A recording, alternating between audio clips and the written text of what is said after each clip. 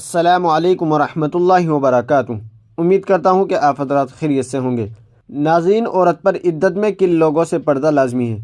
تو چلیے اس کی جانکاری کے لیے ہم دارالعلوم دیوبند کا فتویٰ دیکھ لیتے ہیں۔ فتویٰ دیکھنے سے پہلے آپ سے چھوٹی سی گزارش ہے، ویڈیو پسند آئے تو لائک اور شیئر کر دیجئے گا اور چینل کو بھی سبسکرائب کر لیجئے گا۔ تو چلیے فتویٰ دیکھ لیتے ہیں۔ چنانچہ کسی سائن نے دارالعلوم دیوبند سے سوال کیا ہے، اگر کسی کے شوہر کا انتقال ہو گیا ہے تو اسے کن لوگوں سے پردہ کرنا ضروری ہے اپنی عدت کے دوران؟ تو چلیے دیکھتے ہیں دارالعلوم دیوبند نے اس کا کیا جواب دیا ہے۔ اس کا جواب آپ اپنی اسکرین پر بھی دیکھ سکتے ہیں۔ بسم اللہ الرحمن الرحیم۔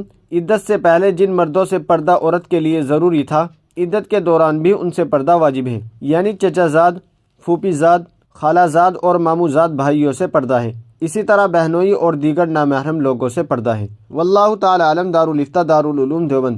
ناظرین، امید ہے کہ مسئلہ آپ کی سمجھ میں آ گیا ہوگا۔